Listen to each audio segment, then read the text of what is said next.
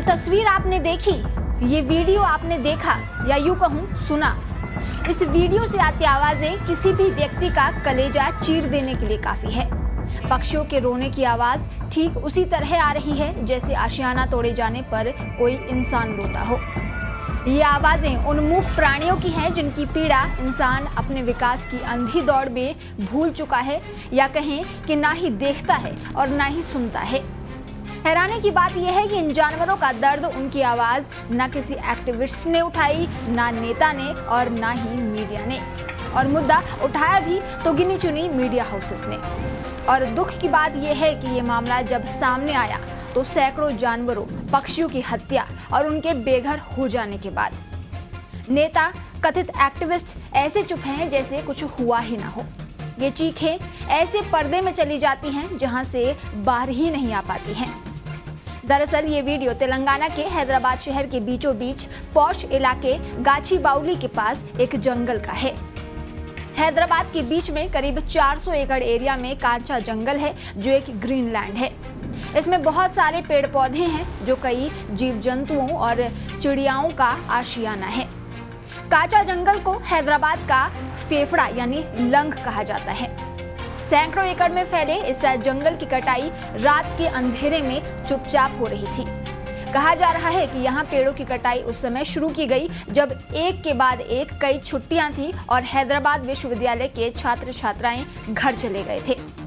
विश्वविद्यालय के पास ही ये हरा भरा इलाका है। सबसे हैरानी वाली बात यह है कि रात के अंधेरे में एक साथ कई बुलडोजर और कटिंग मशीन लगाकर जंगल की सफाई की जा रही थी। इसके कारण वहां रहने वाले मोर, अन्य पशु पक्षी अपना आशियाना उजड़ते देख ऐसे चिल्लाने लगे जैसे कोई इंसान रो रहा हो। बुलडोजर आए तो छात्रों ने विरोध किया।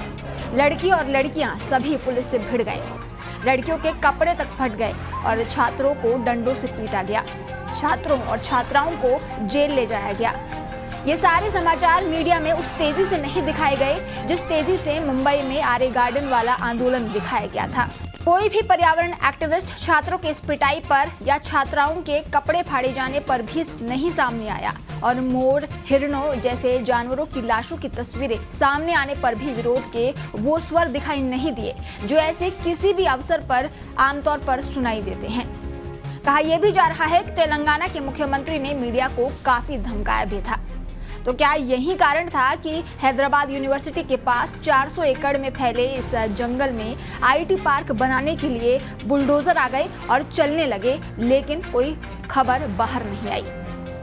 हालांकि सर्वोच्च न्यायालय यानी सुप्रीम कोर्ट ने इस जघन्य घटना का संज्ञान लेते हुए गुरुवार को हैदराबाद यूनिवर्सिटी के पास भूमि पर किसी भी तरह की कार्यवाही पर रोक लगा दी है, लेकिन तब तक 25% जंगल काटा जा चुका था। यानी 100 एकड़ में रहने वाले पशु और पक्षी या तो मारे जा चुके थे या फिर बेघर हो चुके थे। जस्टिस BR गवई और जस्टिस ऑगस्टीन जॉर्ज मसीह की पीठ ने राज्य में पेड़ों की कटाई को बहुत गंभीर बताया। उन्होंने तेलंगाना सरकार से यूनिवर्सिटी की जमीन पर इतनी तेजी से काम करने को लेकर भी जवाब मांगा है। केंद्र सरकार ने भी राज्य सरकार से इस मामले में रिपोर्ट मांगी है और सर्वोच्च न्यायालय ने इस पर तत्काल रोक लगाकर अगली सुनवाई 16 अप्रैल को रखी है। लेकिन सवाल उठते हैं प्रशासन और अधिकारियों पर कि 400 एकड़ में फैले जंगल को बिना किसी आकलन रिपोर्ट के, बिना जीवों को कहीं और बसाए जाने की व्यवस्था के इस तरह काटा कैसे जा सकता है। सवाल उठते हैं हर उस व्यक्ति पर जो ये अन्याय होते देखता रहा लेकिन उसने कुछ नहीं किया। क्या लोकतंत्र में सिर्फ इंसान ही शामिल है? सवाल उठता है कि क्या बेजुबान जानवर जो वोट नहीं दे सकते हैं उनका हमारे लोकतंत्र में कोई स्थान नहीं है? ये पूरी घटना न सिर्फ हमारे सिस्टम पर सवाल उठाती है बल्कि हमारे इंसान होने पर भी गहरा प्रश्न चिन्ह छोड़ जाती है। मैं सवाल पूछना चाहती हूँ हमारी जनता से, आम लोगों से, कि विकास के नाम पर बेजुबानों के साथ अन्याय करना क्या ठीक है? मैं पूछना चाहती हूँ क्या सच में इस युग में सिर्फ इंसान ही अहम है या इन बेजुबानों का भी कोई स्थान है? मैं पूछना चाहती हूँ कि क्या बेजुबानों की ये चीखें आपके लिए भी कोई मायने नहीं रखती?